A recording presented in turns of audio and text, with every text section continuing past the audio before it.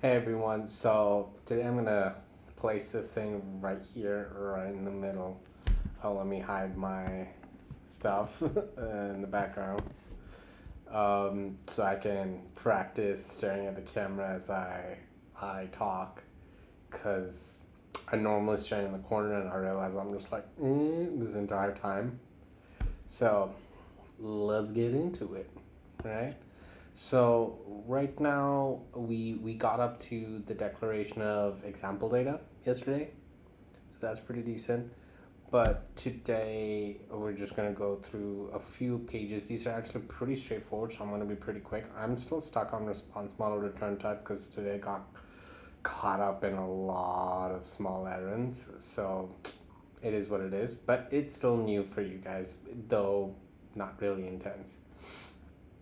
So basically this page is essentially about the other types of data types that you could support. There's in float string bool, there's uuid, daytime date, daytime time, daytime time delta, frozen set. It's treated the okay, so what is this? In requests and responses, treated the same as a set. In requests, a list will be read, eliminating duplicates and converting it to a set. In responses, the set will be converted to a list. The generated schema will specify that the set values are unique using JSON schema's unique items. Okay, you can set up bytes and Python decimal. In requests and responses, handle the same as a float. I don't know why I even have it. And here's an example of it being used. That's basically all there is about this. And just an additional thing that they say, which we've already noted multiple times, wherein basically in Fast API, if you do your data annotation right, it will get you the response and the request coerced into the correct data type.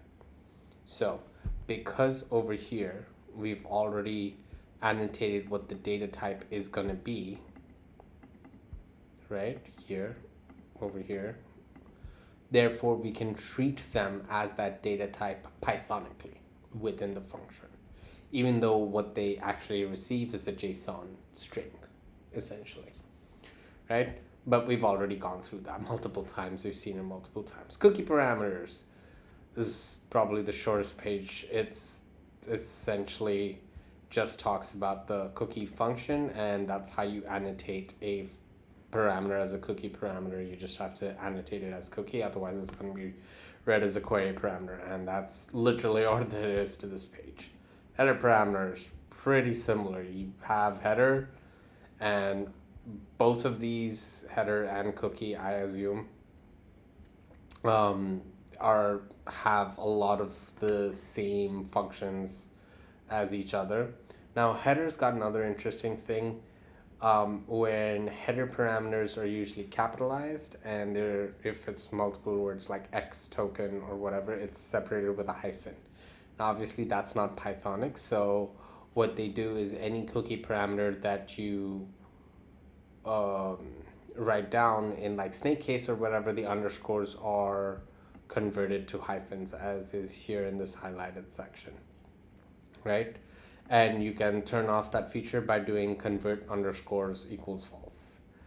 That's basically it. And is oh yeah, and if you annotate a cookie parameter as a list of string, you can get that parameter repeatedly, no problem. And in Python it'll be like this.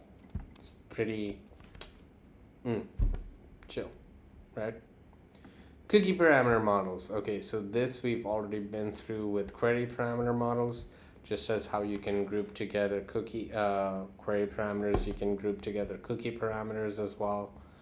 Pretty straightforward. You can forbid extra cookie parameters by doing model config extra forbid. Zero problems. Totally chill. Header parameter models. Literally the same thing again. You can also group together headers. You can set a header model. And I think you can also forbid extra. There you go, you can. And Same thing here. You can disable convert underscores equals false, which we've already talked about. That's it. That's all the new stuff I managed to go through. Yeah, it's been a brutal couple of weeks for me. I've been trying to do this, and honestly, I think I could go through this a lot faster if I was like, I think 4 days would be max if I could just grind this out and just do this, but there's just family responsibilities and all kinds of things that just keep pulling me away, and I just want to like grind out, go through this tutorial, and get back to writing code. And it's really starting to bother me, honestly. But like this kind of stuff, like cross-origin resource sharing, how to do dependency injections. What are dependency injections exactly? Security stuff, right? How does OAuth work? All of it. I want to testing, debugging. Like there are things that I think it's important for me to actually understand. So I do want to continue on with this. This will be continued on. I'm not forgetting about eigenvalues and eigenvectors, but for now, I think this is going to be a mainstay for a little bit, focusing on fast APIs. So it is what it is. Sometimes in life you gotta pick the road you're going down, and sometimes in life you gotta realize that you gotta take the off ramp. All right. Thank you all for watching this video. Have a great one. Bye bye.